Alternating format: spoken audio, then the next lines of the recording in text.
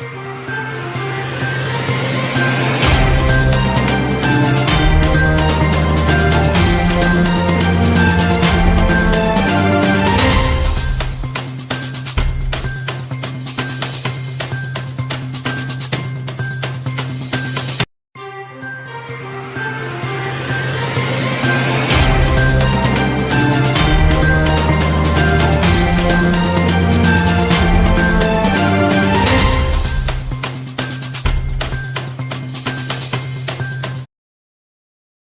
afternoon, everywhere you are. This is Cactv News this afternoon. We are bringing you news from all over the Federation and news from foreign scene and also from business and sports. Shegun White is my name. Bauchi NLC joins nationwide strike from Tuesday. The Bauchi State chapter of the Nigerian Labour Congress confirms its participation in the nationwide strike, aligning with the national directive. The move is a response to citizen hardship caused by the removal of the petrol subsidy. The Bauchi chapter of the NLC declared they are into the strike, joining the NLC to go on strike on the 3rd of October, this Tuesday. It's an expression of solidarity with the NLC and also the TUC. The strike begins on Tuesday at 0 hours to highlight the need for urgent remedial action. Also, following the news of the trend of the moment concerning the death of the popular singer Mohbad, Lagos socialite Sam Larry has been arrested in connection with Mohbad's death. Late Thursday, the Lagos State Police Command confirmed the arrest of controversial Lagos socialite Balogun Eletu, known as Sam Larry, in relation to the ongoing investigation into the death of Ilerioluwa Aloba, popularly known as Mohbad. He was arrested upon arrival from Kenya at Muritala Mohammed International Airport and taken to the state police headquarters for questioning. Sam Larry's arrest follows demand for justice over Mohbad's death and Naira Marley's intention to return to Nigeria, emphasizing his safety. On the international scene, bomb blast during religious procession in Pakistan leaves 25 dead and 80 injured. A suicide bomb blast occurred during a religious procession in Pakistan, Balochistan province, resulting in at least 25 deaths and over 80 injuries, with 20 individuals in critical conditions. The explosion took place as people gathered to mark the birthday of Prophet Muhammad. The country's interior ministry confirmed the blast, labeling it as an act carried out by terrorist elements. The attack has been strongly condemned for targeting innocent participants in the Eid Milad-ul-Nabi procession. Also in the international scene, WHO allocates $16 million to combat cholera.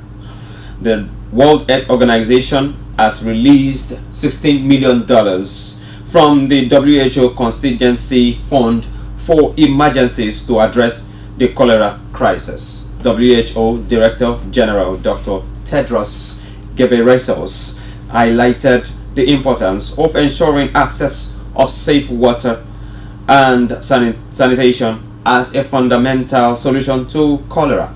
The organization is providing essential supplies, coordinating on-ground responses, supporting countries in detecting, preventing and treating cholera, and educating the public on protection measures. Back to the local scene. In Imo State, representatives burned by gunmen. Criminals suspected to be arsonists have set ablaze the country home of Canis Unwachuku, a member of representing Olu and Oru East, Osu Federal Constituency, in the House of Representatives. The incident occurred just hours before the commencement of a 2-day Southeast Summit on Economy and Security held in Owerri, the state capital. The attackers looted the property, filmed the compound and domestic staff, and threatened further violence before setting the house on fire. The police have initiated an investigation into the arson. Also, in the local news, military thwarts stolen crude oil heist worth 388 million naira and arrest 22 suspects. The Nigerian military successfully intercepted an attempt to steal crude oil worth 388,469,650 in the Niger Delta region and apprehended 22 suspected oil thieves. During the operation, troops also destroyed illegal refining sites, boats, storage tanks, and seized stolen crude oil and refined petrol products also. Additionally, in the counter-insurgency efforts, a significant number of terrorists were neutralized and arrests were made, with 2 high-profile Islamic States for West African province terrorists captured in Niger State. Oil marketers. Also, in the following news, oil marketers have been arraigned for alleged 4.4 billion naira fraud.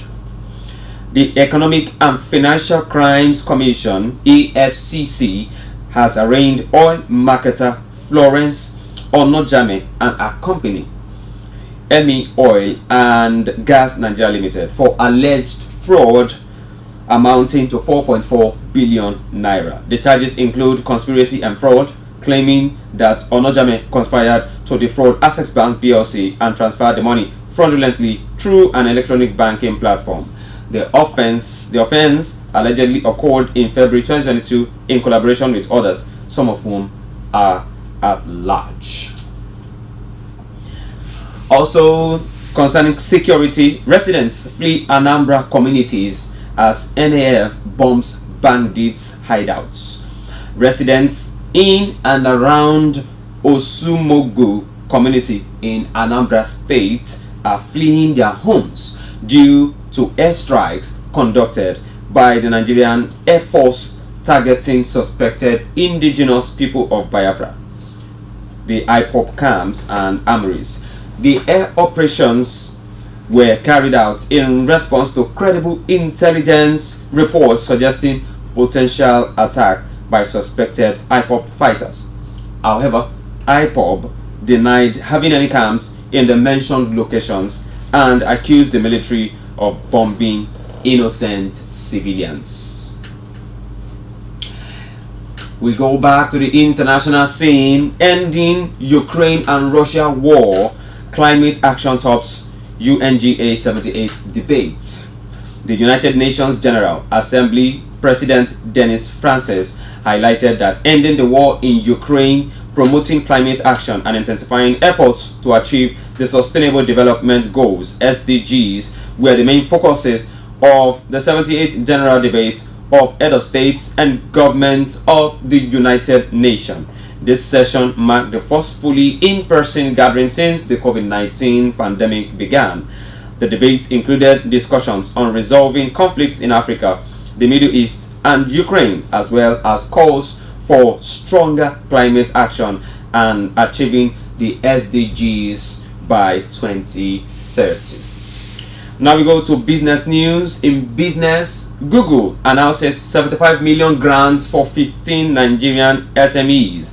Google has introduced the Hustle Academy SMB Fund, offering a 75 million equity-free fund to support 15 Nigerian small and medium-sized business known as SMEs by providing 5 million naira to each of them. The initiative aims to address the funding challenges faced by small businesses, which are a vital part of Nigeria's economy.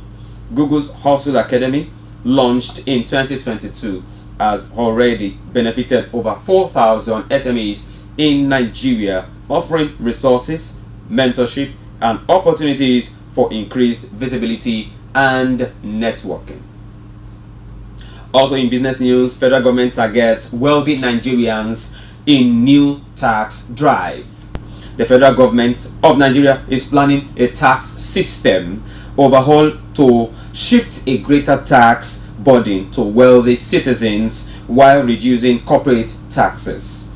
This move is part of President Bola Tinubu's economic reforms aimed at lifting the country's tax revenue to 18% of the gross domestic product (GDP) within 3 years, up from the current 11%. The plan also includes a tax amnesty to encourage compliance and make the tax system more equitable. Taiwo Oyedele, leading a panel for this initiative, emphasizes reducing the corporate income tax and reducing the corporate income tax rate to boost business benchmarked against Nigeria's peers. Also in business, NECA, NECA, NESG differ on World Bank $700 million loan. The Nigerian Employers Consultative Association (NECA) and the Nigerian Economic Summit Group, the NESG, have expressed differing views on the World Bank's approval of a $700 million loan to Nigeria aimed at enhancing adolescent girls' learning and empowerment.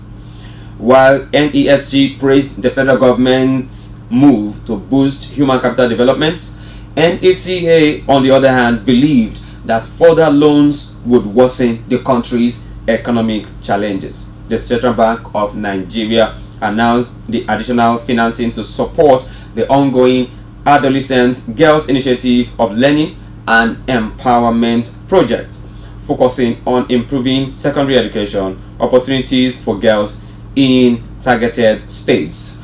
Let's go on a quick short break, and when we come back, we'll bring you sports. Please stay tuned. Don't go nowhere.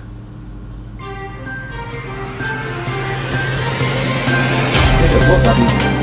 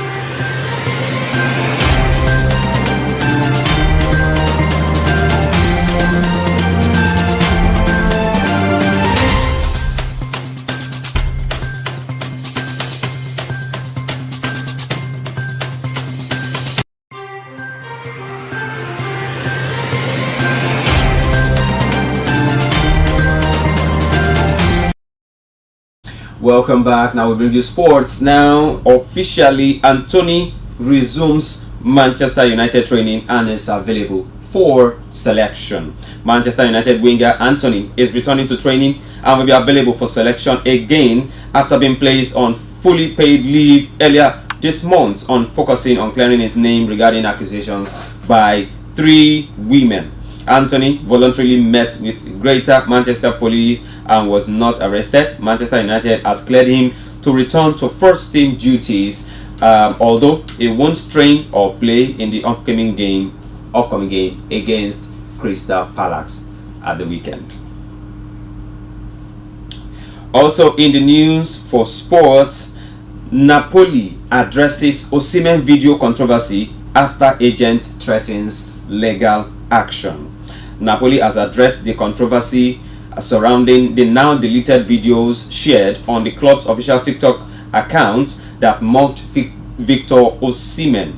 The club stated that no offense was intended and the clips were meant to be light-hearted. However, Osimhen's agent had earlier threatened legal action, calling the video mocking Victor unacceptable. Premier League clubs like Chelsea, Manchester United and Arsenal are monitoring the situation, along with European heavyweights Real Madrid and Paris Saint-Germain.